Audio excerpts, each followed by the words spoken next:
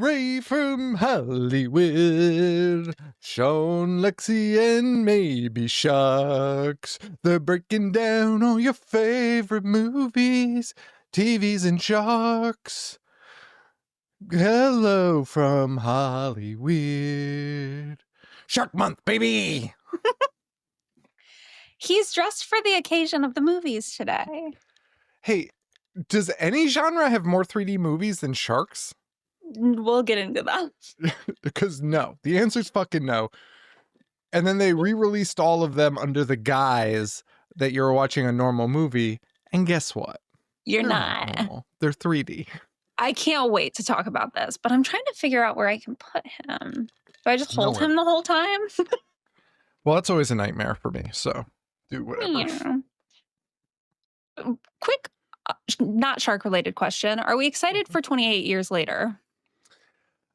Man, so I have a history with 28 years later. I don't Got a want to get bone into to pick. I got a bone to pick.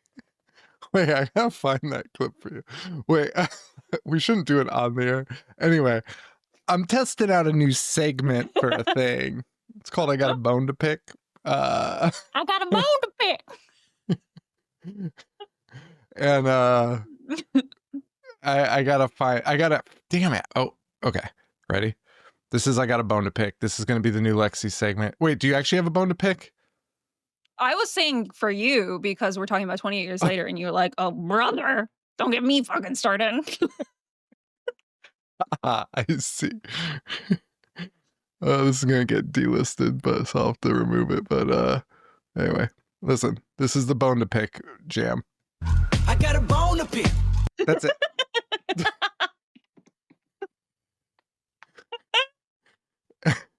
And that's gonna be the cue to our new segment, I Got a Bone to Pick, with producer Lexi. Got a bone to pick. Got plenty of them, baby. I don't, she got more bones to pick than you know what to you shake a stick at. 28 weeks later. Years. 28 years later for Shark Month.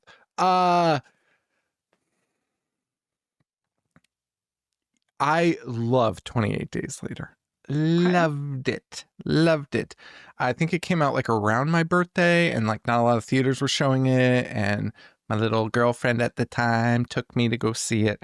And because I was a big zombie guy. Okay. And I was like, oh, running zombies? Hello, yoo-hoo. They run now? They run in England? What other tricks can they do? What other tricks?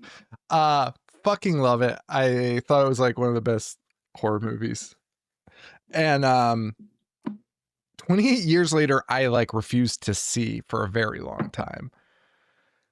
Not bad. I want to rewatch it tonight because I think I've only seen it one time. Not bad. Not bad. Now this 28 years later thing. He's got a bone to pick. I don't know what we're doing here because one of the cool things about 28 Days Later was when you saw the zombies starving. And I was like, that's fun. These things have a lifespan and you could starve them to death. If everyone hunkers down, we're good. We're good. We're safe. Now it's 28 years later, and I guess shit's still all wacky, so I don't know. It's cuckoo bananas. But they're also making it a trilogy, aren't they? Isn't that the word on the street? What the fuck are we doing? That's the word on the street. Also, there was that weird zombie that they were like, that zombie is not Cillian Murphy. Cillian Murphy? Cillian Murphy? I always forget. Cillian probably. They were like, that zombie that looks just like him is not him. And I like, that was in the first trailer and you didn't get a good glimpse of it. Now they show him in like everything. And I'm like, hey, that's fucking him. I was under the impression he wasn't in this one. He wasn't, but there's a zombie that looks just like him. Interesting. But then they're also like teasing that he might be in the trilogy or something, but I don't know. I think thought it's a scam. I think that zombie is him. And I think they're just trying to get us away from it. Then, like, why even put it in the fucking trailer, you dipshits? It's insane. That's true. Probably why I'm wrong. Yeah, they're not my faves. I mean, they're good. I don't have anything really bad to say about them. But I rewatched the first one, I think, kind of recently with my brother, and the second one I want to watch tonight. But the show times tomorrow, first of all, here we fucking go again, because these are going to be packed. Yeah. It's going to be packed. And the show times tomorrow, it's at noon or like 4 to 10. There is a showing every hour. I'm not going to be up for the noon one. And the 4 one is already like packed. So I guess I'll see it in like 3 weeks. There you have it, folks. There's the update. In case you were upset or concerned that she might not see it. She probably isn't, because she can't wake up for noon. I cannot, no. All right, fair enough. Well, I will probably also see it in 3 weeks. That's a weird movie because the first one is like it's a one-off. There should never have been a sequel. Can It's I be kind of like honest? I don't want to say it's an art film, but it's like it's a standaloner. Can I be honest with you? Yeah. Talking about open water and the quality of it last week. Sound familiar? Apply to anything else? 28 Days Later? The movie looks like fucking shit. Oh no, stop it. Stop it. When is the last time you tried to watch it? I know. Listen to me. I know that it doesn't look great. I believe they were using like mini DV at the time, which is probably part of the problem. But It's not that it doesn't look great. It's like it gives you a fucking headache trying to watch the movie. They're gonna come for me for this. I'm sorry. I take it all back. but it was a super low budget movie though, too. Super. It duper was. Listen. 8 Come million. on. Come on. Well, that's bigger than it doesn't look like it's an $8 million movie. I'll tell you that much. They shut down fucking England. That probably cost $6 of the $1 million. Well, maybe they should be better with their money. Like, I don't know what to tell you. Hey, wait, guess what? Can you guess the budget for Shark Night? Which we're about to talk about. 10 milli. $25 million. That's not real. So, Lexi, I'm going to say it's a pretty low budget. What? That's okay. 3D, baby. Let's go. That's crazy. Wowie. Well, let's jump into it because Shark Night has a budget. It also has a cast that it shouldn't have. Listen, I'm very scared for this. Okay, top of the episode, I'm going to say 2 things about these 2 movies. 1, Shark Night rocks my fucking socks clean off. And I thought that I was like hyping it up too much because I hadn't watched it in a while. And when I rewatched it, I was like, no, this fucking rips. Like, this movie fucking rocks. But then I rewatched Bait, and I was like, oh, What does that mean about Bait? I think I may have hyped it up a bit too much. Oh, hey, fun fact. I didn't remember what you said about Bait, but I was like, did she tell me that this rocks because it don't? I might have. Also, I can't believe Bait was a 3D. It's 3D week, baby. Shark 3D with a little sprinkle of dangerous animals on top. With a little sprinkle. Which shout out to IFC and the Dangerous Animals team. Go see Dangerous Animals in theaters. You really should. That movie was so fun to see on the big screen. If it's still out when you're hearing this episode, I implore you to go see it on the big screen because that's the way it's meant to be viewed. Yeah, they sent us a screener. We were supposed to interview the director. Yeah, but then he went back to Australia. Mate. I would have loved to talk to that guy. I know. I'm still trying to hunt him down, if I'm being honest with you, but he doesn't have any social media, and I can't figure out how to get in contact with him, but I'm working on it. Okay. Yeah, I would love to talk to him. The Loved Ones is such a great movie. He did that, and Devil's Candy is pretty good. Devil's Candy fucking rocks. Fucking rocks. All right. Well, we'll talk about that movie a little bit later. Shark Night, as I mentioned, $25 million budget, $41 million box office. Made in 2011, feels like 2004, baby. Feels like we're rocking that 2004. So I watched these in a different order than you, I believe. What did I watch first? I think I watched Dangerous Animals first. That was your No. first mistake. Dude, if you watch Dangerous Animals before No. these two movies. I watched Shark Night first. Okay. First. And I also watched The Reef or whatever the fuck it's called, which I'm not going to talk about Because you're in it now, baby. Welcome. We've been waiting for you. The fucking bits. No, they're getting worse and worse. Wait. So. Okay. What? I'm What? scared. Continue. About what? Shark Night? Saying yes.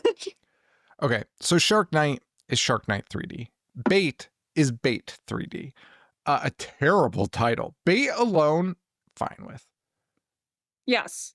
It's so funny. I posted my Shark Night Blu-ray today, and I'll stand on this shit. I said this movie would get a lot more love if it were titled literally anything else. And I do believe that. Did the effects age poorly? Absolutely they did. Does everything else, am I in for everything else? Pretty much.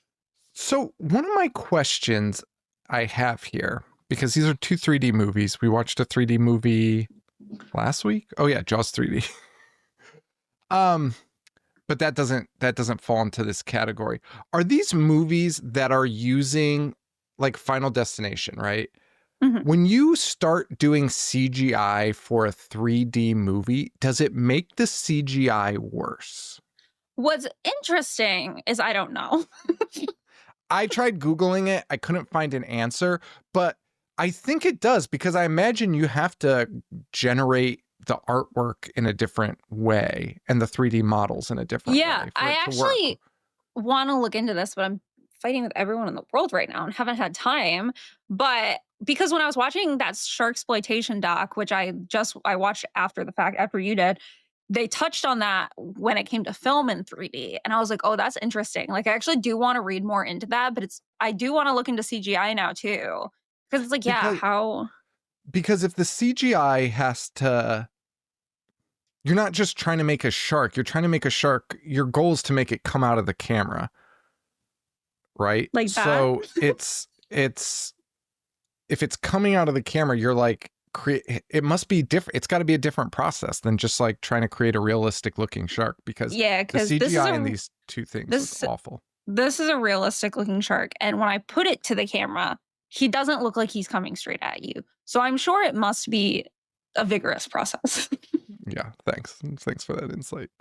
There's going to be a no toys rule soon. You just need a fucking fidget spinner. I will just leave the show.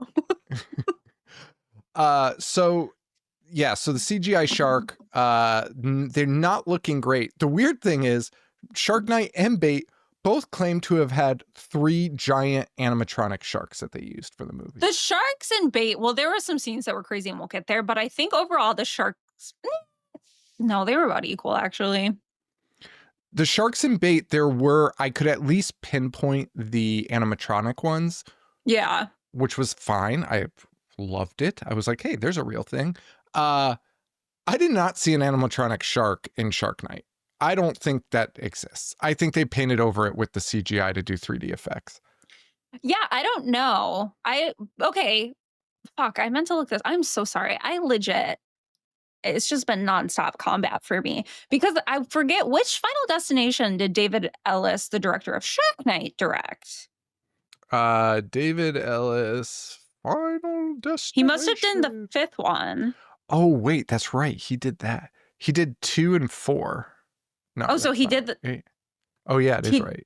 He did the 3D Final Destination, right? Or no? Yeah. Yeah, 4 and 5 are both in 3D. What year is the 4th one? The 4th one is. Wait.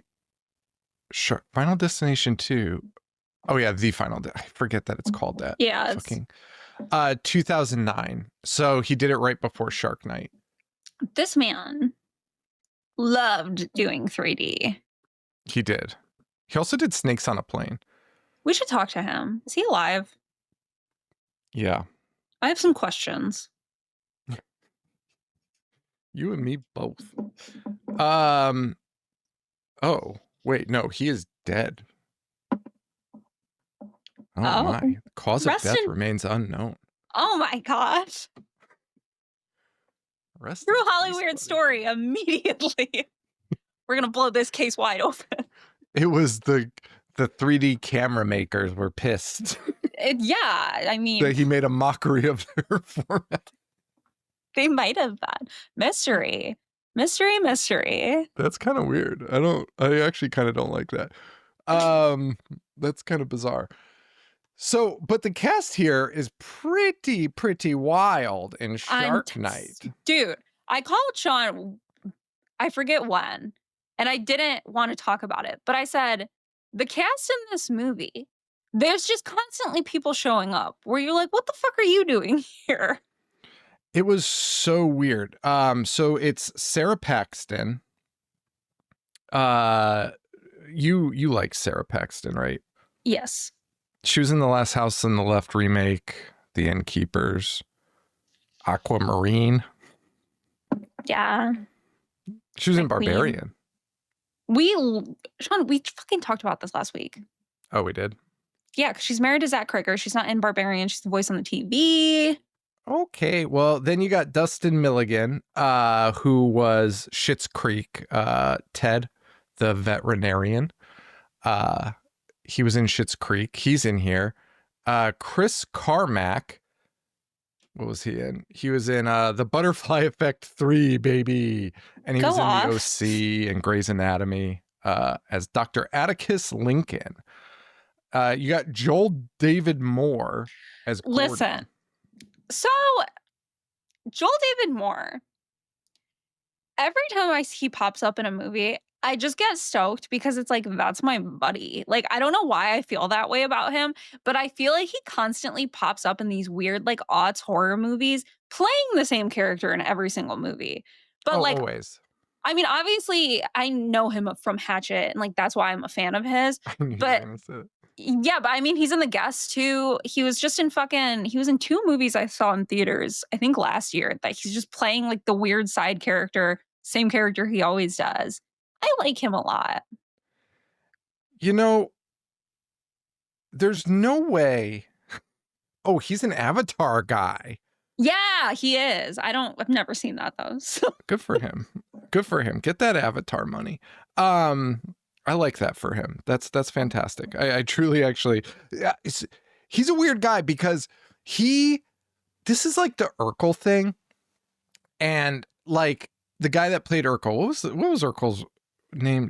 Jaleel White, I think, Urkel. Also, this is my shirt today. It says Pacific Whale Foundation. It's a foundation for whales. Anyway, continue. Well, that's great. Anyway, Urkel was played by Jaleel White. He's kind of got the same issue here, which is like, he got typecast as the weirdest, nerdy, freak idiot. And even when he kind of navigated it, but he leaned into it, which like, get that money, brother. In the early aughts, they needed you. We needed you, man. We needed and you to showed up say for us. Real inappropriate shit and live that life for us. And he did it. Thank you. Everyone say thank you. Everyone say thank you. And he's rocking a fedora in this, which like that was prior to like us knowing what that meant.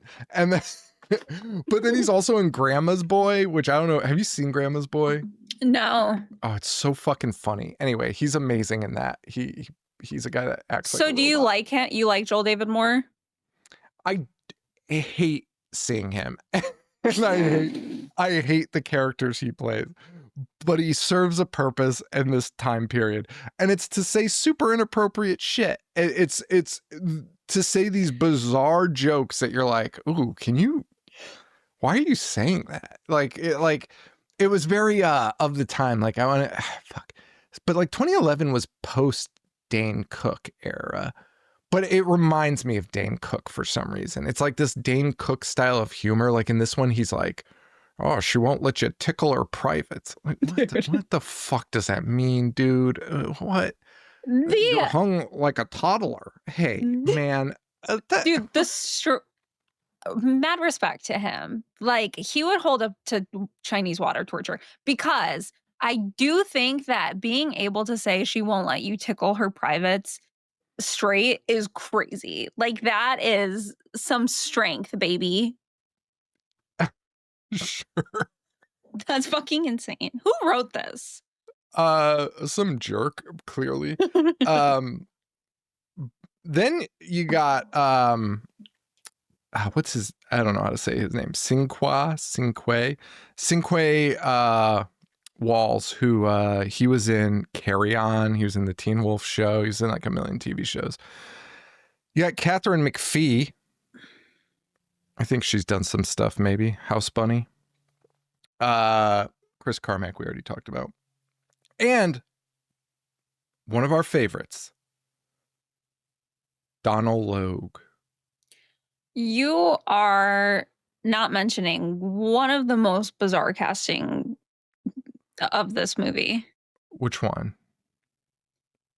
Our boy? I'm stalling because I'm looking up his name right now. What the fuck? Fucking Josh Leonard from Blair Witch Project. Oh, yes, I did have that written down. I did have Which that is written like, dude, this movie is just shot after shot of what the fuck is going on right now. down. Yeah. And you also got the kid Chris. He was in Amazing Spider-Man as Flash Thompson. They just have like a million people that you know from movies. It's fucking wild. Donald Logue is, though, doing his best white Pedro Pascal impression. Not in voice, but in looks. He looks like a chubby white Pedro. It is so funny that you say that because I had the exact same thought when I was watching it, where it's like, I wonder if he's mad.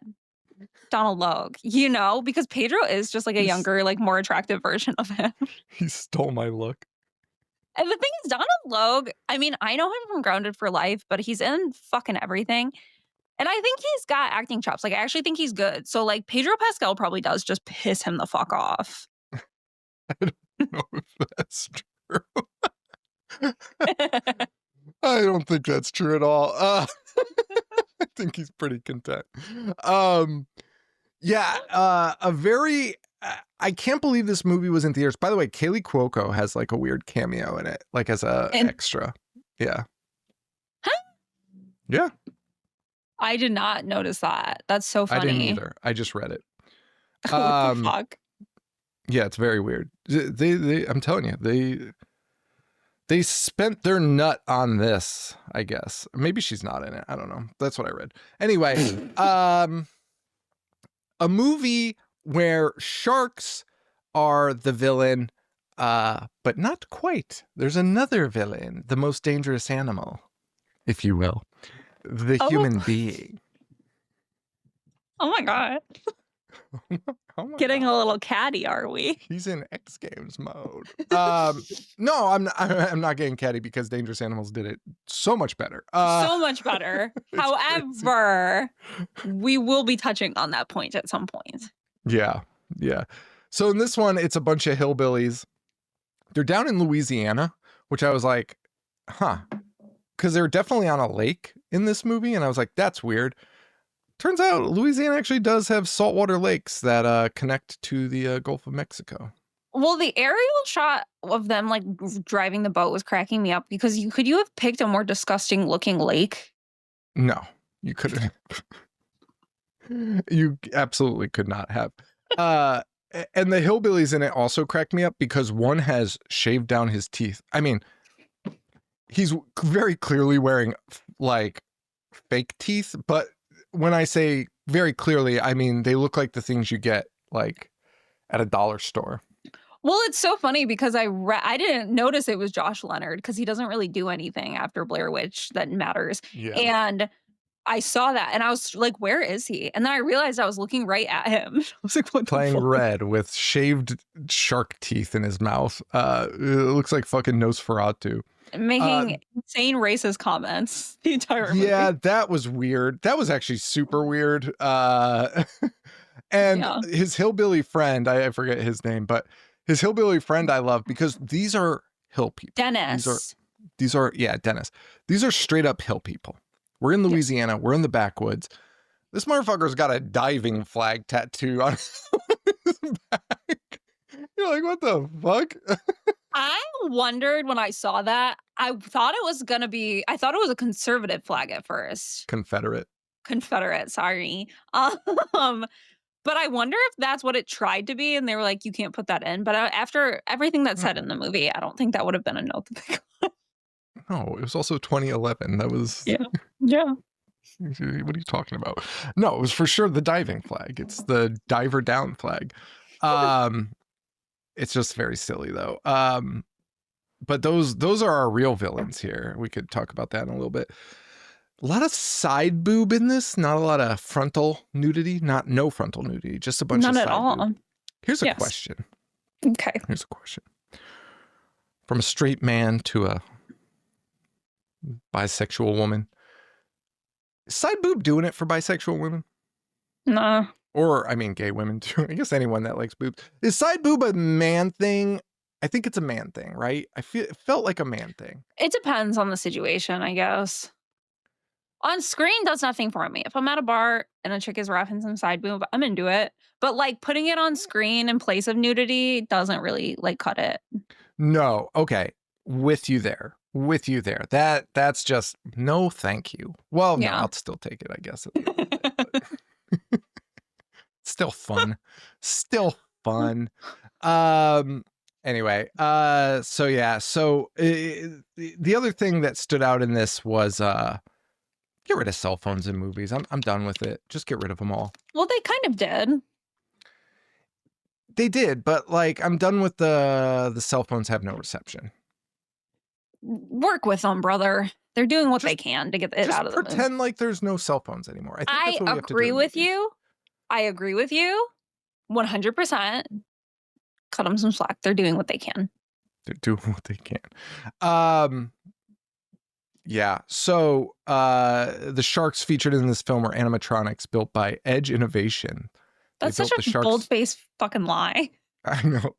They built the sharks for Deep Blue Sea, Austin Powers and Goldmember, and even the orca and Free Willy. Huh. Yeah, Free Willy. Free Willy. But yeah, these people, they realize there's a shark in the water. They're dealing with that. Then they deal with these rednecks who are taking them out in the water and feeding them to the sharks, baby. And per our first conversation, we got a cookie cutter shark. It made me laugh out loud when they mentioned that. That was written for me, man. That was written for me. One thing I will say, you were talking about the title of this movie. I agree, they needed another title. Crazy. However, if you were going to go with Shark Night, there is a moment where the hillbillies take this girl out to feed her to sharks. And he says, 5 minutes till. Obviously, he's gonna say Shark Night. But he doesn't. He says showtime. How is it not 5 minutes till Shark Night? Fucking blowing it. Most colossal fuck up. It had just turned nighttime in the movie. He took her out. He pulls out his little speaker, which I don't know what that was for, but he pulls out his little speaker and he goes, 5 minutes to showtime. Dude, missed opportunity. That is 5 minutes to Shark Night written all over. Wow. We are touching on that moment. Yeah. Dangerous animals. 5 minutes to showtime. Parallels? Ooh. Well, I mean, the parallel is a very obvious one because Donald Logue, who plays the sheriff, seemingly a good guy, although as soon as he shows up, you're like, oh, this guy's in on it, but that's fine. Well, also we learn while they're on the boat, the girl's like, I can't get in the water. There's a shark. And he goes, who do you think put him there? So they're bringing in their own sharks, baby. They're It's so cartoonish, but I love it. They're importing sharks. That is like a straight up like tariffs cartoon villain thing to say. It really was. It was so crazy. And then my other favorite part was that Dennis and Red, the two hillbillies, are shark experts, shark scientists. Dennis will tell you anything about a shark. And even Red, the hillbilly, knows. He's like, how many sharks are there? And Red's like, 3,500 different types of sharks. You're like, oh, that's fucking weird. Dangerous animals. Well, oh yeah, that's where I was going with that. So Donald Logue also turns out to be a part of this. He likes, well, you think it's this thing because Dennis has a scar on his face because Sarah, the main character, drove the boat away and the thing hit his face. He tried to suffocate her. And then because she was leaving town. The story goes, she was going to college. They were an item, hot and heavy. And then they were scuba diving together like they did. And it was supposed to be the last time before she went to college. And she gave him the signal that she couldn't breathe. And he swam away. And so she finally got to the surface and went to leave on the boat. And the propeller like hit him on the face by accident. And that is the catalyst to like the contentious relationship there. Correct. And then Donald Logue is like, this is what you get for hitting him in the face. There's repercussions to what you do. But also, Discovery Channel Shark Week has 8 billion viewers a year, and we want a piece of the action, baby. So there's this weird like double thing. He's like, while I also want to punish you, I just want to get on TV, man. Like I want to get our shark vids on TV.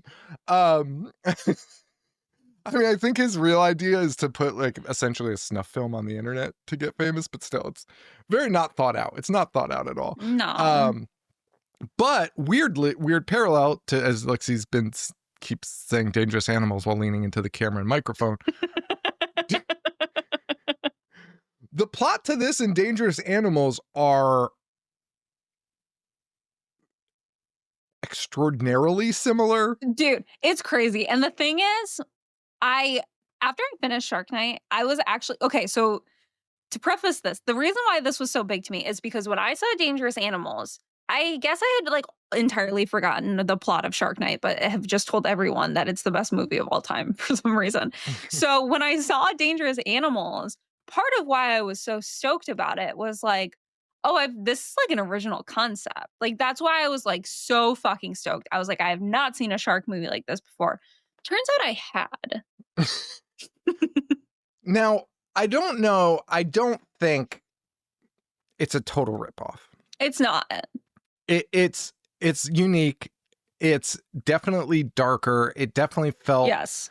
It felt like a little Wolf Creek-esque. And, you know, this is the guy that did The Loved Ones. So you have this feeling of isolation there with Dangerous Animals, and obviously way more well done. And Jai Courtney, Hi Courtney. I think it's Jai. Is it?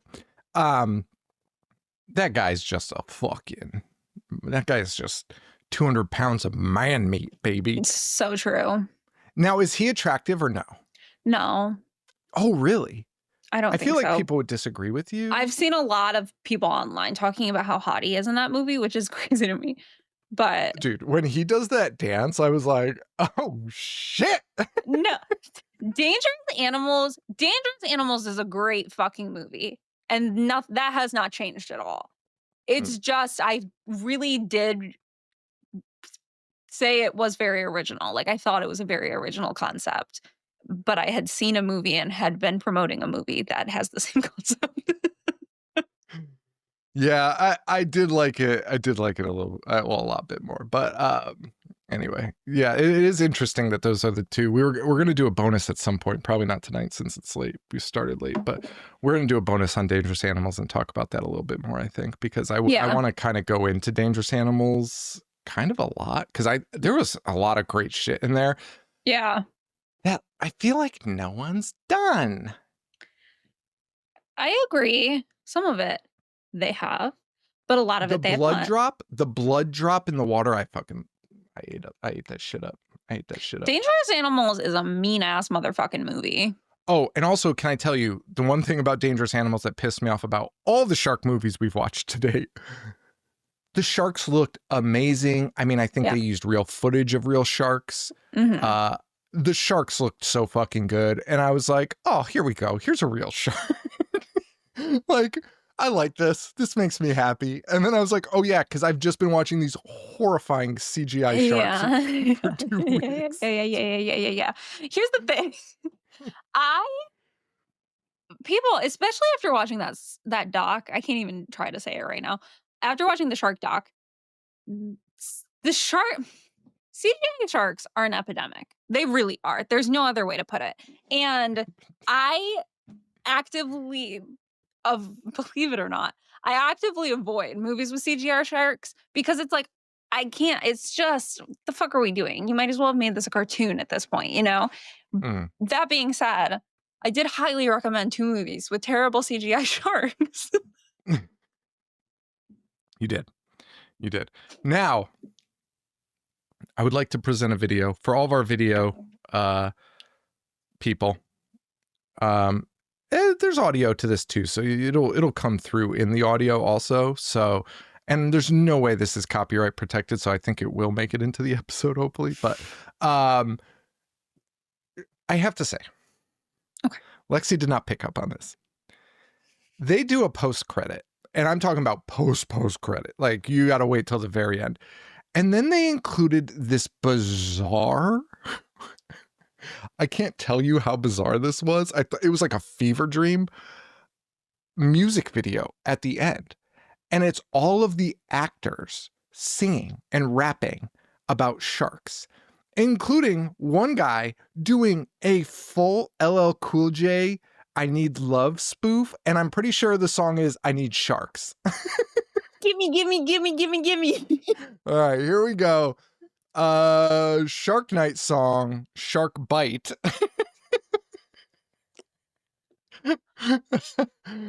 From the hit film, Shark Night. Ice in my mouth so I can taste the often Band-Aids. Wait. Cause that's a place the shark bit. Now, I just want to say something real quick. The guy singing right now is Ted from Schitt's Creek. And it's so funny that, like, while Schitt's Creek was out, like, no one on the internet was like, hey, remember when this guy pretended to be a rapper on Shark Night? But anyway. Market, but I only need one take to shake and break these guppy ass sharks in the lake. Wear glasses to see these wicked redemption. Kick shark ass and also he's wearing a fake grill. Mess with my crew and bam, you're dead. Just like this mother shark in ham. My head, jam, I'm bread, peanut butter, I'm toast. I eat a hearty breakfast and I make shark toast. I beat 'em and I eat 'em with the shark fin. Turn my dog fin poop into shark fin soup. But in reality, a shark fatality ain't nothing to laugh at. So go and take a pass at www.saveyoursharks.com. The site is a bomb, yo. Where to your mom, ho? Met my crew, but you barely met me. I'm the now we got Sarah Paxton rapping. All my friends die, they say I'm grim reaping, but you better run away when you see that thing creeping. Sharks on the block, you can see them take flight. Sherman on the dock, barking at the great white, taking dive lessons in fantasy grades, but I taught them not to mess with F and propeller blades. And here's our boy Gordon. And she bought it from the get-go. All around town she wanna spread her cookie butter, but she cut off short by a pack of cookie cutters.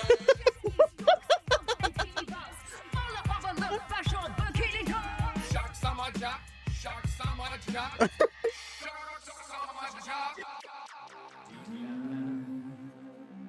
Oh my This god. is entirely too long. Slow me down. This is the chopped and screwed part.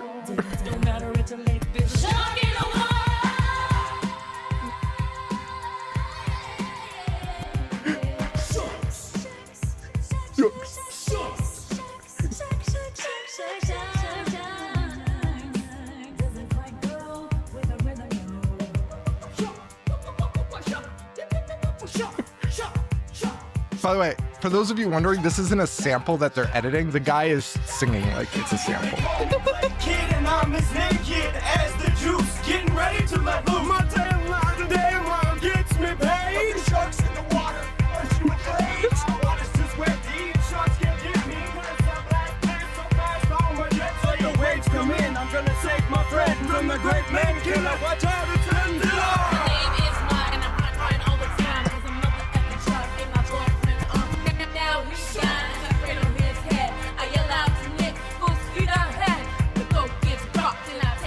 This is so long. Dude, it's 4 minutes. We haven't even gotten to the LL Cool J spoof. And that's a whole different song. I think it happens right now. Yeah. Sometimes I stare at my arm, and in the back of my mind, I hear my conscience call, telling me the spirit shark, who's as mean as a thug. For the first time in my life, I see I need hugs. There I was, giggling about the games that I have played on many nights, and I'm not saying no name. Then a thought occurred as tears make my eyes blur. I think to myself, what has he done to her? Don't care where you at, you're either here or there. I swear, me and Nick will find you anywhere. What do you think their intention was with this music video? I have no fucking idea. Do you think they were like, this might be a hit? Because it appears they recorded it in a studio. It's interesting. It's interesting. I need hugs. You know, I need... Anyway. Hold on. Just... No, I need to ask someone about this immediately. Okay, so... I'm going to put a pin in this, circle back to that. I'm trying to find a common thread between me and Joel David Moore, and I'm going to get some answers for us very soon. But that Shark Night is the best movie of all time. I'm back in. She's back in, baby. That seemed like something that like a high school computer class would have made. You know, when the assignment was like, make a music video. Back in the day. Oh, 100%. That's exactly the quality of it, is a high school homemade music video. I'm all in. I'm all in. Also, I should mention, the underwater scene, like the big climax, everyone is underwater without scuba gear for an hour. So they put Sarah Paxton in the water to get eaten, and Nick comes down to save her. They make out underwater. And then Nick is like, oh, I have to fight Dennis underwater. And then the shark shows up, and then they fight the shark underwater until they eventually blow that shark's back out, baby. Back shots. I don't even know what that weapon was that they used. It's like I don't know either. It's like I have no fucking idea. I do have a question though, and I wish I could cite the song I will be talking about, but I don't remember what it was. No, this is interesting. And this is a conversation I have kind of a lot.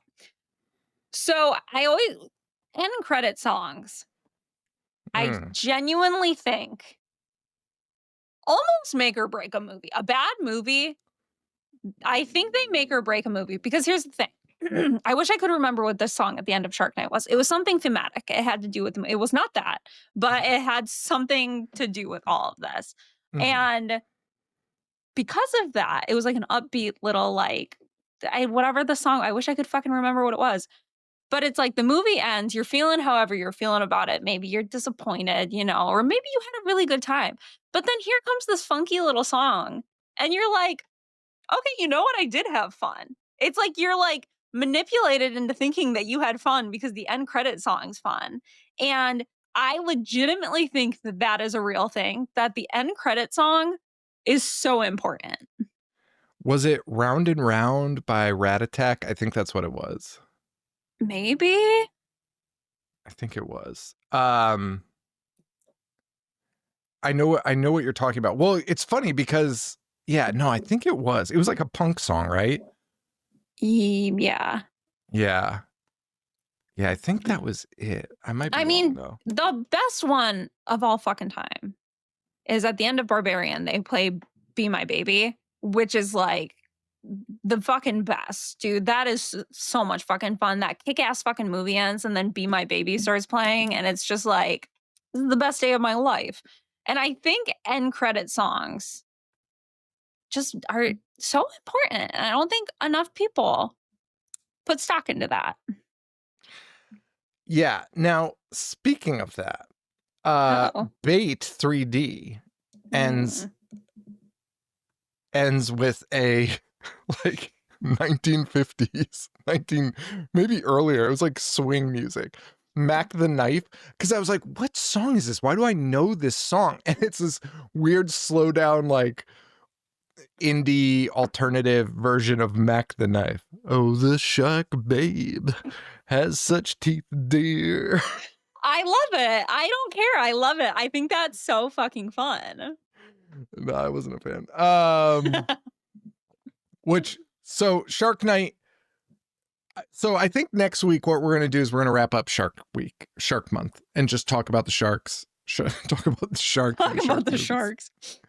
And we're going to watch probably the rest of the ones that we've already discussed, Reef and 47 meters and all that. We'll kind of get more into those. Yeah, what I want to do, I was thinking about, I want to compile a list of every movie you watch, all the shark movies, no matter what number that is, and I want you to rank them next week. That's what I was going to say. Where does Shark Night rank for you right now, just roughly? Real high. Where does Dangerous Animals rank for you? This is going to be a fucking nuts. I can't wait. I can't fucking wait. Although, I guess on our previous lists, we've been pretty similar, although we haven't done any. I think Joe and I have always had kind of similar lists for the most part. This is going to be a mess. This is going to be a fucking mess. This will be a mess. You're going to have Shark Night over Jaws. This is going to be a real bad time. I'll tell you right now. Will I have Shark Night over Jaws? Tune in. Okay. I'm afraid. No, I'm really interested to hear what your ranking will be next week after, if you're going to watch a few more this week or not. I think you've watched a good amount so far. I have. You could do a ranking right now. But I don't know. Shark Night is just fucking fun. And it's like I said at the first episode of this month, there are a million shark movies. Almost all of them are dog shit. So when you get one that has any redeeming qualities, it's like you're having the time of your life. That's kind of where I think Dangerous Animals fell. And I think is it Animals or Dangerous Animals? Plural. Dangerous Animals really is a top tier shark movie for me. It's a great movie, period. Yeah. Yeah. All right. On to Bait 3D. So Bait 3D, another Lexi choice here. Let me say this at the top of this movie. I think this movie, okay, you're going to hate this. I think this movie is ripe for the picking to be remade.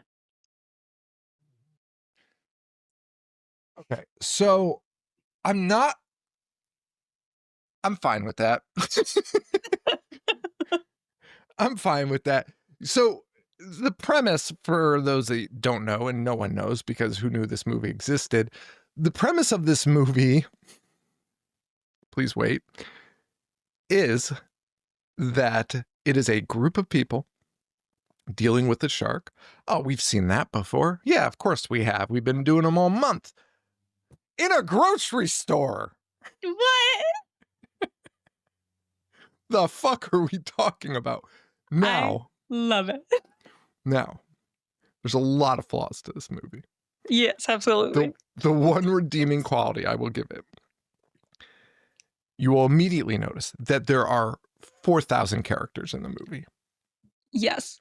And by the way, most of them survive, which is even crazier because love it. What was the movie we did? It was one of the Jawses where they had all the characters, all the kids or whatever, I think. Was that what No, we're talking about Final Destination. I think it was a Jaws one too, but no, it was definitely a shark one because they got eaten by sharks. But anyway, we were just talking about this and I remember being like, well, I guess they had all those characters because you got to watch them die, right? You got people to kill off in it. So that's fine, I guess. Although I'd just rather them not do that. But in this one, 90% of them survive. It ends with 40 guys, 40 people just standing there being like, thank God we survived that. And you're like, what the fuck? Okay, I don't know how to do this other than in this way. I'm going to right now, before you explain the movie, because my ADHD brain. Pros and cons, I'm hitting you with mine right now. Plus for Bait. Okay? Cons. Oh boy. Has there been a more overexposed movie that you've ever seen? I don't think I picked up on that. How could you not? Overexposed? I feel like it's very bright. Yeah, I felt like I needed to be wearing sunglasses. It's fucking crazy how bright that movie is. And obviously, once you're in the grocery store and the lights go out, it's like, yeah, it's a different. Any scene that's outside of the grocery store is like, what the fuck is this? All right, I can see that. Big con right there. Second con, acting. Some of them are great. The ones who are bad tank it for everyone. because there are some real bad players in Yeah. this, and they just tank Yeah. it for everyone.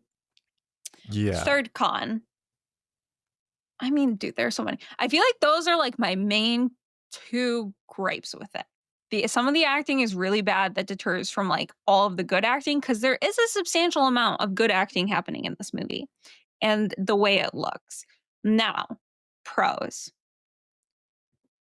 I liked all the characters for the most part, except for the ones you aren't supposed to like. Like, I think for as many characters as there are in this movie, you kind of get to know all of them, you know? I couldn't really tell them apart. When we go to that weird couple that's in a car underwater, that's Yeah, they can be not, cut from this. They can be cut not, from this. I don't even know why that's a thing. And then you're like, and then I was confused because I was like, wait, did I already know these people? And then I don't think you do. I think they just threw in a side fucking a little side story here with these two couples, because they're not even related to the grocery store people. Let me tell you, baby, fucking remake it. Listen to me. Remake it. Put those characters, because the concept of being stuck in a flooded parking garage after like a fucking tsunami, there's a shark there for valid reason or whatever. I'm into that as a side plot of a movie. I really fucking am. Connect them to the main characters somehow. Let me remake this movie. Connect them to the main characters so we give a shit about these people. So to me, I like and maybe there's a way to do it. I think the tsunami. So yeah, the tsunami is the reason. Oh, we should point that out. The story, the reason they're stuck in a grocery store with sharks is a tsunami hits, floods Australia, the city, The entire place. I mean, I don't know, but it ends in a post-apocalyptic fashion, which I'm not taking anything away. Tsunamis are obviously deadly. They're fucking natural disasters. It's fucking sad and terrifying. I don't know. How do I say this? It just took away from the shark element of it, because they're dealing with a shark. Okay, so the tsunami hits, the shark's in the grocery store. That's our movie. Great. The movie ends and they come out and it pans out to a destroyed city of Australia. Devastated. No one's living. No one is alive. It is truly devastating. There's helicopters flying. It really looks like an end of the world moment. And they're like, well, what do we do now? This is right before it pans out, so you see everything. What do we do now? And the guy goes, rebuild. And you're like, what? Or no, he says, start over. Start over. And you're like, start over, pan out. There's no fucking city anymore. So to me, that kind of took away just a little bit the fact that they had to deal with a shark, because in reality, the shark's the least of their fucking problems. And now I'm just bummed out that this city is wiped out. Dan, this whole start over thing is not like a through line. Like, that's just kind of like, why are we ending this on an entirely different theme? Like, I don't understand. Correct. And that's where it took me out. So if you remade it, I don't know how you integrate a tsunami without it being like, this is a little weird. It doesn't, dude, you put the tsunami in, the aftershock, the aftermath doesn't have to matter. You have them walking out of the grocery store. You know what I mean? It's like, we don't need to fucking see the damage of the tsunami. It has nothing to do, like. Or a baby tsunami. At least have it be. I know what to do. I know what to do. I got it. I fucking got it. I fucking got it. Hit me. Okay. All right. Here it is. You do it on a more remote island that is a tourist destination. It is off season. No one is there. So it doesn't even need to be like a crazy tsunami. It could be a little baby susu that comes in, throws a shark in the grocery store. Boom. We're moving. Well, also, there's two of them, to be clear. And who cares? Yeah. And who cares if, the fucking resort, the billionaires that own the resort, they lost some land. That's it. We don't lose people. Dude, when the tsunami shows up, we get to watch children being fucking swept away with their families. Fucking not fun. Very fucking weird and bleak. And Wait. then they're just like, and now a shark? I'd be like, let the shark take me. I'm not starting over. This is a fucking nightmare. My family is gone. Everyone I know and love is dead, except these idiots in the grocery store. It's a little convenient that the survivors are the characters we've met. Yeah. Well, also I was just thinking, what you see when they pan out, you see towers and skyscrapers fully leveled, and for some reason the grocery store just has broken windows.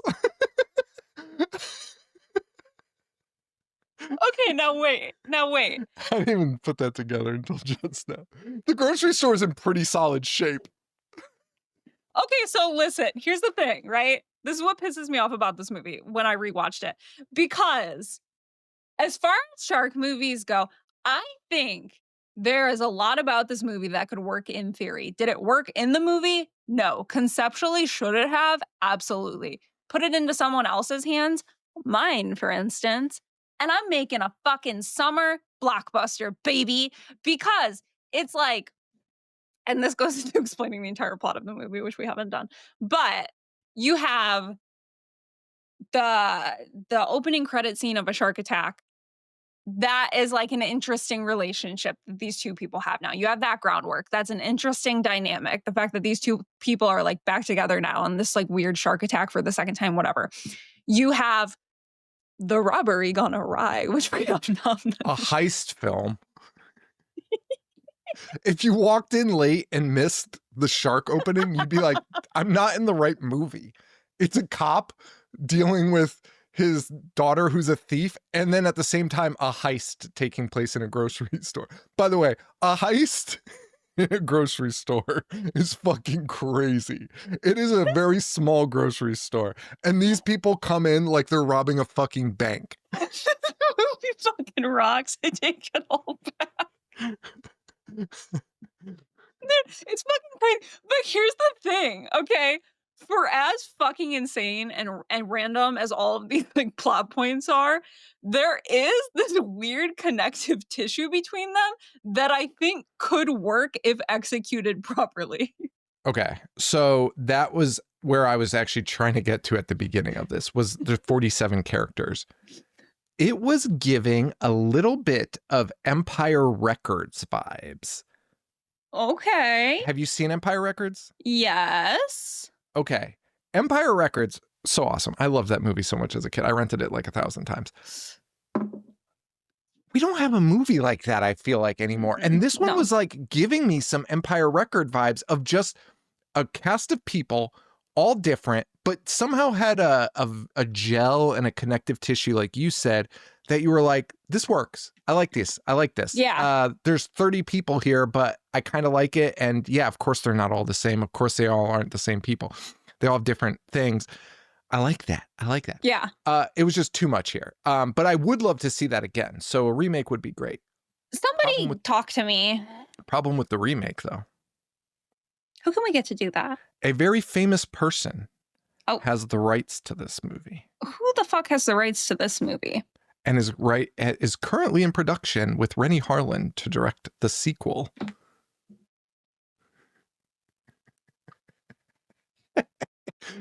It is none other than Kiss frontman Gene Simmons.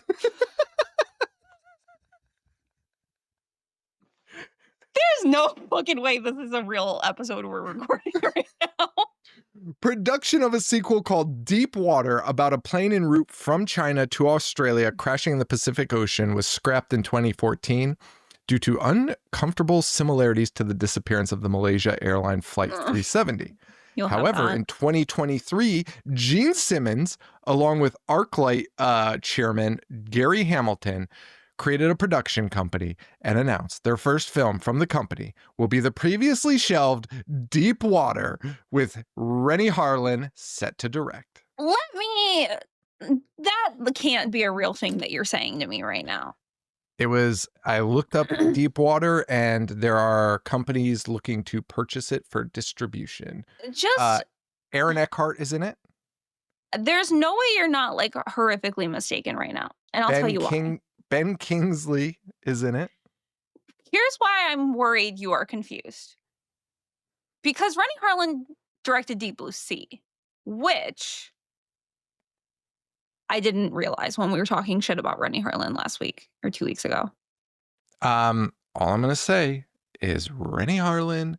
Let's look up it. Yep. Deepwater, Rennie Harlan, TBA. Okay, and that's fine. I believe that this exists. My question is it a sequel to Bait or is it a sequel to Deep Blue Sea and you misread it? This is so important to me right now. Well, you have it's no on idea. the Wikipedia for Bait. So. Okay, so this is fucking mind-blowing.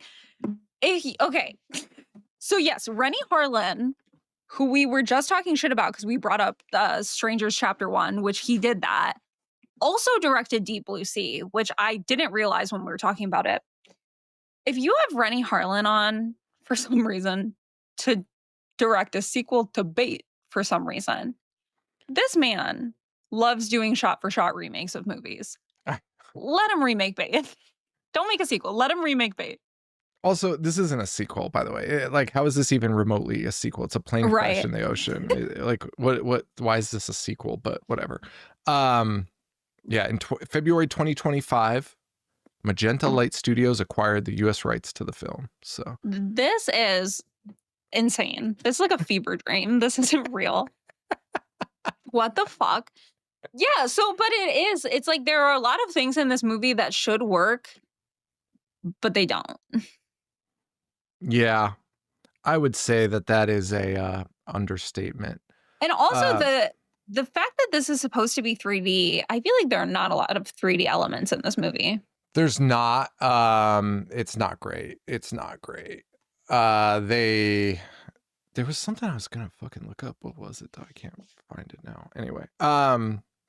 Yeah, no, the 3D elements were weird. The first opening scene is definitely made for it, but again, this goes back to hating on the 3D movies because it was just so dumb because you're just watching a movie and then it's like a couple scenes where something comes at you and you're like, hey, I'm good here. But whatever. What can we do here? Also, worth noting that one of the main characters is Sharni Vincent, who, like I said last week, is the like final girl in You're Next. In You're Next, she is so fucking phenomenal. And I don't know if she just had a bad script in this movie. She was just having a bad month. She's not delivering in this movie. She's not. I mean, no one really is, if I'm being honest. That's not true. The main guy is serving everything. He's great. Well, couldn't tell you who the main guy was. There's 30 of them. There's I don't know what his name is. There's it's fucking insane. I also loved when they were making the shark defense suit out of grocery carts and shit. Sean. That was fucking unreal. Never seen anything like that in my life. And for Sharni Vincent, if I were dating a dude, I don't care what the situation is. I don't care what the circumstances are. You put that on, we're no longer dating. Like, that was so fucking insane. The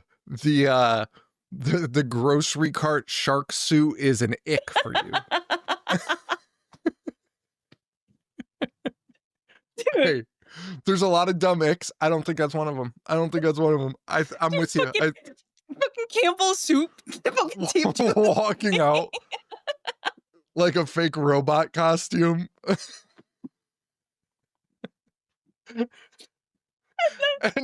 and sucking air through a hose. Where did they get that hose from? But whatever. They have a giant hose that he's sucking air through. Dying in that costume. And they try to make it like super emotional, but he's just wearing this robot shark suit. Also, of course you got eaten in that. What are you talking about? What? I can't fucking do. I'm legit like crying right now because they try to make his death matter. Like, it's supposed to be like emotion. Yeah. There's even like sad music. The girlfriend's screaming and crying. And you're like, yeah, of course he got eaten. What are we talking about? And they pull up the hose. They pull up the hose because he's not attached to it anymore. And they're like, oh God. Hey, you gave him a hose to breathe out of. Like, listeners, like if you haven't seen it, it's literally just a plastic hose, like a fucking garden hose. It's not a garden hose though. It's like a similar. It's like a PVC hose. It's fucking insane. Fucking nuts. And what was the purpose of him going down there? He was turning off the power to the building. Oh, for the electric. Okay. Which, by the way, why would that still be on? In the first Nothing would be place? working. I'm just hung up on this right now. Like, I almost can't reel myself back in from this because it is this. They try to make it so dramatic of him like walking through the water, like. Then It's when insane. he finally like drowns, because I think he drowns. I don't even think the shark gets him initially, because he takes the hose out so that he can reach the thing, and then they show him trying to swim up, but the Campbell's soup cans are like weighing him down. No. That I'm so glad you said that, because that part made me laugh out loud. It wasn't. I mean, I'm sure the Campbell soup cans were weighing him down. He's wearing 400 pounds of metal on him. By the way, have you ever like hurt yourself on like a grocery cart? Like those things are, you can't manipulate. You can't, I feel like it would take the most industrial level power tool to like cut up a grocery cart. This guy's wrapped in a grocery cart somehow. What prevents him from getting oxygen, because he's right there, he could get the air, is the giant grocery cart helmet that he's wearing. And it's hitting like something above him, like the ceiling above him, so he can't get up. And it's like, my brother in Christ, take off the fucking helmet. Like, the shit's not protecting you from a shark. What are we talking about? Fucking God. It's fucking nuts. I've never seen anything like it. I've never seen anything like it. And that's the other weird part, is like the movie is like partially goofy, like especially at the beginning, and then it gets very serious, and then you have a heist movie, and then it goes into like pure shark mode, and then there's just like these silly parts in it where you're like, what am I fucking watching? And then it ends in a disaster movie ending, and you're like, oh, what the fuck was that? Fucking unreal. Dude, I'm like legit in pain from like laughing so hard. It's fucking crazy. It's so fucking crazy. But the fact that they added a sad score is what's like really kidding me, because of how fucking ludicrous it looks on screen, that someone was like, add a sad score.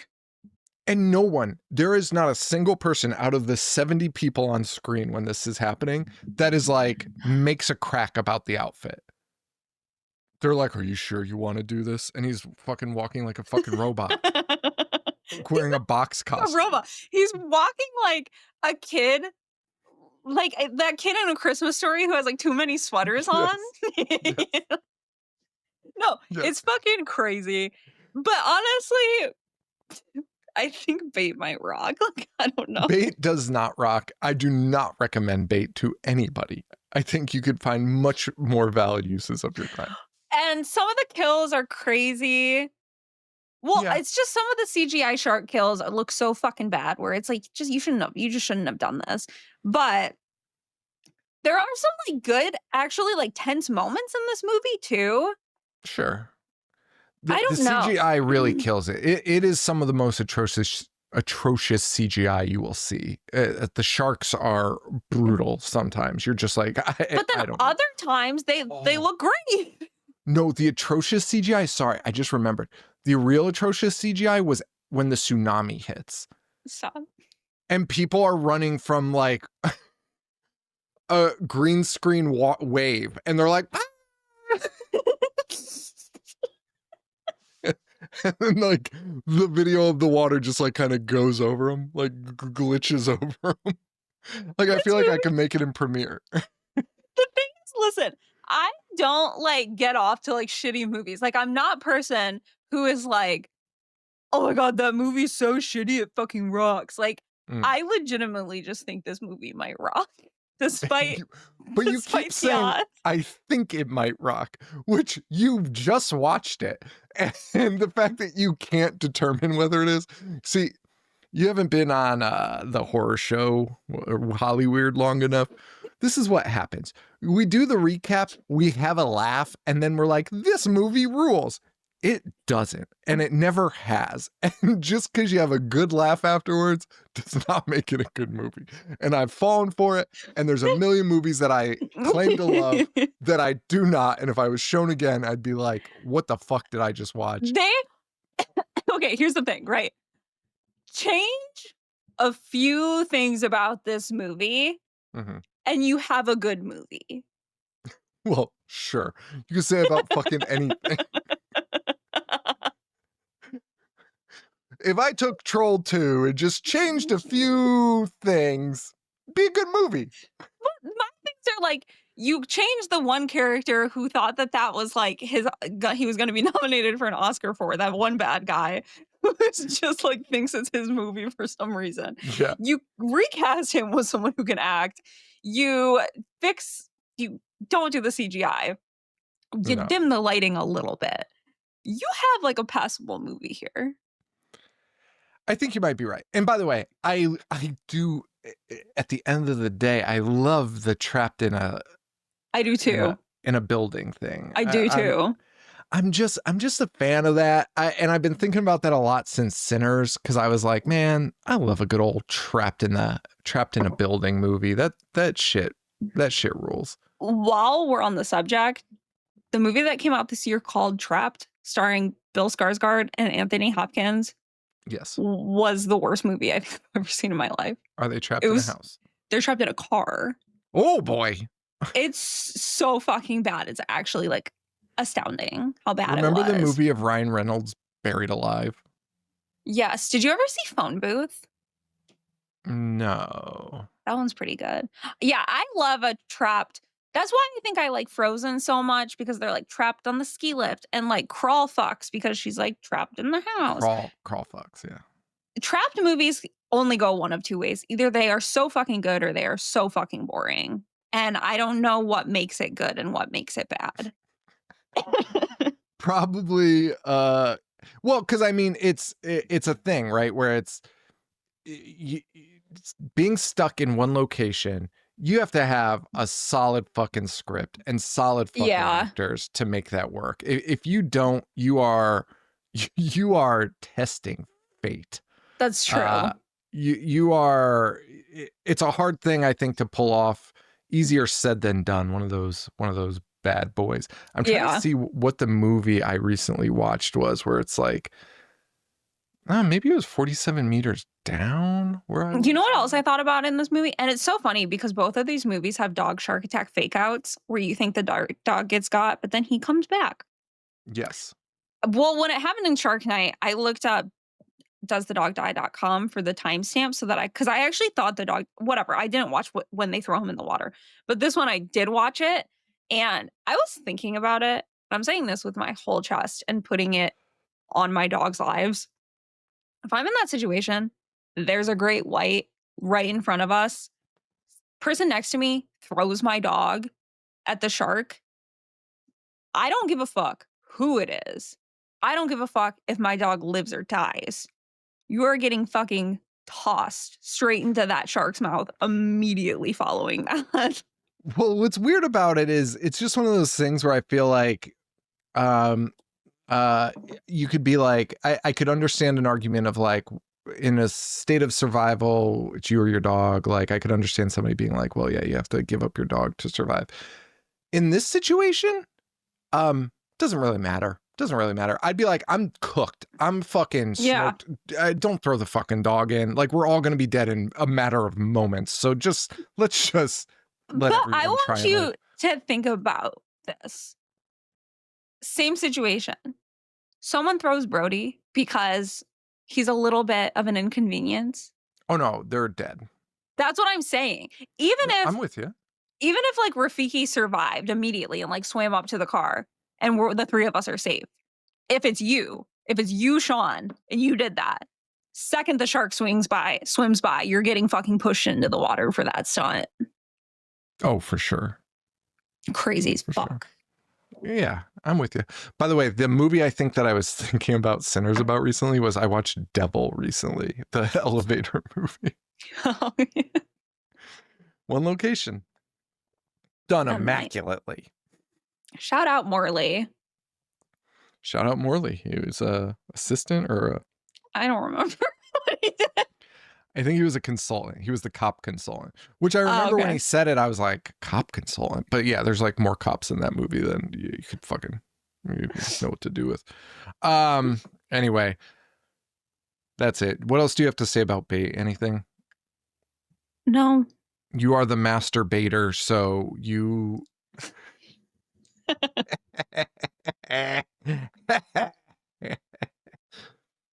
got him. I think of so there are tiers, right? And we'll get more into this next week. There's good shark movies. There's okay shark movies. There's whatever these two are, bad and then worse. And I think these fall kind of like somewhere leaning towards the bottom, but still like in the middle. Like they're not in the pits at all. No, and again, I'm a fan of the unique shark concepts. So like open water, and again, this goes back to the Jaws thing with all those sequels. Like you couldn't fucking think of any of this shit. Like none of this shit was like bouncing off the walls. You were still like, let's go back to Amity. Let's shut the beach down and fucking that's it. End of story. Well, what's interesting, right, is, and touching back on this again, when it comes to shark movies, it is impossible to make an original one because there's only so much you can do with a fucking great white shark. Yeah, but then we see these people do original shit. That being said, okay, Dark Knight did something original with it. Okay. Dangerous Animals did. Did they? They did. They did. We'll have to have that fight. And then Are you sure? Arguably, Bait also did something unique here. Right. When I was thinking about the whole remake thing, I was like, wait, would that just be Crawl though? No. No. This is different. This is different. Oh, one more thing to touch on with Shark Night that was crazy. One of the guys gets his arm. One of the guys gets his arm bit off. Yeah. Okay. Literally the entire movie.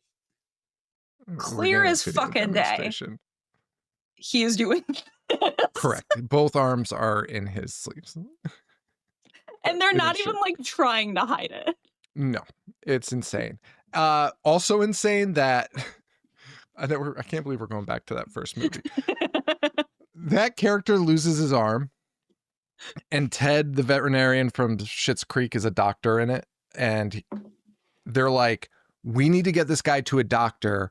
But this is before the hillbillies turn. And they're like, let's get him to a hospital. We'll take him to a hospital. And Ted is like, this guy, we're just trying to keep him stable. We can't take him to a hospital. He'll die on the way. 2 scenes later, that guy's walking around with a spear being like, I'm going to go kill this fucking shark and Take get revenge. one and I take one of yours. Yeah. Oh, he looks real incapacitated. Okay, he lost an arm, by the way. And I need to touch on this. Dude, the way that guy gets it. So fucking one of them has had enough. And he's like, I need to get my friend to the hospital. So he takes a jet ski and like has the guy sit back to back with him for some reason. Yes. The most dangerous way. And then I don't even know, the sharks are like trailing them for some reason. And the guy who got his arm bitten off sacrifices himself, I guess. And legit just like throws himself off of the jet ski. Which, by the way, they're on a jet ski. Like, you're fine. And he's like, get out of here while you can. What? What? Fuck, I want to talk about dangerous animals, but we got to wrap this episode up. It just reminded me because you were saying the shark was following the jet ski for some reason. What I did like about Dangerous Animals was he explained why the sharks were around, why he knew where to get the sharkies, and also The shark frenzies, more realistic. Very pro shark movie. Very pro shark movie. And like when the sharks attack, it's like, and then they're gone. And you're like, whoa, shit. Blink and you miss it. But you know what? That's what sharks do. That is what sharks do. Yeah, That's what they do. That is what they do, man. That's why we're here, baby. They don't follow someone to the Caribbean. I don't think that happened in that movie. I don't know why they marketed it that way. I don't think it's true. Anyway. All right. Let's wrap it up. I thought I had something else to say.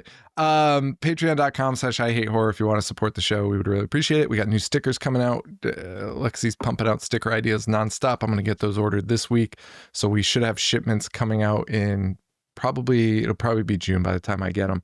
So new sticker pack coming to all you Patreon listeners. We got a bonus episode coming. We've been delaying on that. So we'll get one of those and then I'll schedule the next live show very soon. Is our bonus just going to be like an app on dangerous animals plus us rambling about whatever the fuck? Yeah. Okay. Yeah. And then, we got some fun stuff coming down the pipe, hopefully. So we'll see what happens. And then, yes. I believe an apology is in order. Oh, that's what it was. That was the last thing that I was like, I couldn't think of what I had to do. Corrections, omissions, what's the other word? Redactions segment of the show. A Hollywood redaction. Hollyweird redaction. In the last episode,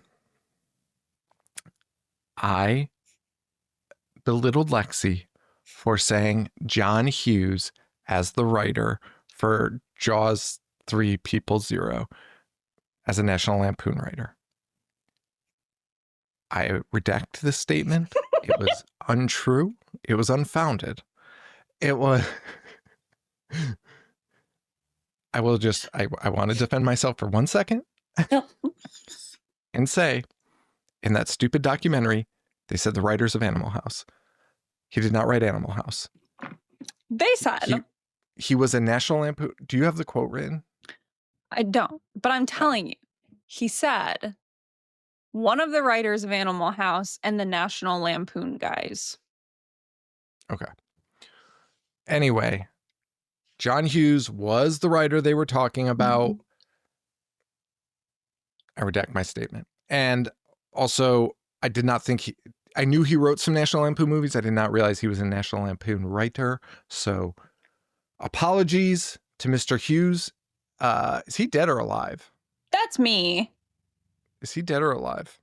He's dead. Is he? Audio listeners, I photoshopped a picture of Joe Cool leaning against John Hughes, and that's me. And that is her. John Hughes died in 2009 at 59. Rest in peace. That's a fucking bummer. That is a bummer. He also died 16 years ago. Yeah. That's fucking crazy. What did he die of? I think cancer. Heart failure? I don't remember. One of those classic, one of the big three. One of mysterious causes. It was Spielberg. Spielberg didn't stop him from writing Jaws 3. Dude, he just had a massive heart attack. He went to New York City to visit their son James and their new grandson. They said he was in good health. Next day, he was taking a walk. Boom, done. In the streets of Manhattan. Is exactly what I'm going to say about you one day, verbatim. Yeah, for sure. Except if I die in the street of Manhattan, just leave it. That's so gross. Falling face first on a sidewalk in Manhattan. He was rich as he was rich as fuck. I'm sure he was in like the nice part. Have you been to Manhattan? No. There's no sidewalk that's nice in Manhattan. And I'm going to tell you something. If you had a heart attack in a suburbs on a street and hit the sidewalk with a heart attack, I feel like they could have saved him. I feel like you hit the pavement in fucking New York City, you breathe in that stuff that close, dunzo. You ain't making it. He deserved better. He did. He fucking, I mean, honestly, yes, he did. I think most people deserve better than having a massive heart attack in the streets of New York City. And by the way, for sure, no one stopped to help. That's one of the biggest farces in movies is like the Spider-Man thing where they're like, New York City, we gotta help the Spider-Man. And they like move him across the subway. You know, that whole thing where like New York City bands, I bet you no more than 30 people stepped over him to get to where they were going.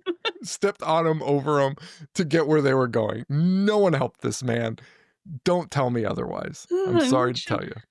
John, they'll pay for it. They'll pay. We'll find every single one of them. I'll make them pay. Consider me the death curse in Final Destination 6. Everyone who stepped on John Hughes, I'm coming. New sticker. I stepped on John Hughes in New York City.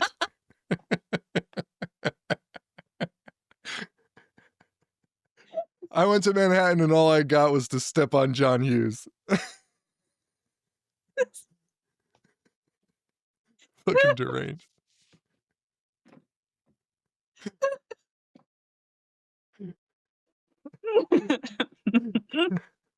Anyway, stay tuned for that. Stay tuned for that sticker. That'll go over well. I wonder if people would like that sticker or not. I feel like he's like beloved. He is. He is. We're making Maybe it anyway. stepped over. I feel like that's like worrisome. It for sure is. If it's like actively ignoring a man dying. Like you step on him, that might be a mistake. I saw John Hughes in cardiac arrest.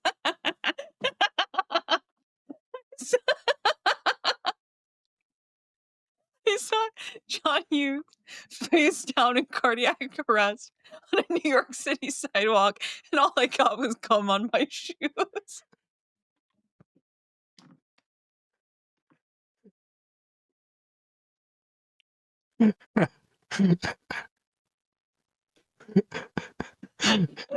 And all I got was bit by a rat.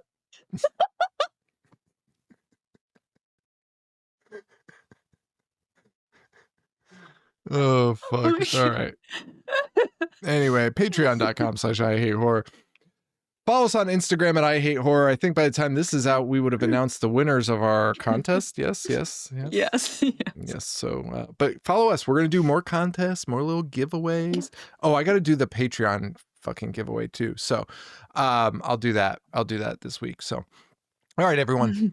Anyway, that's it. Thank you all so much. Thanks to Lexi. And for Lexi, this is Sean. Stay Hollyweird, baby.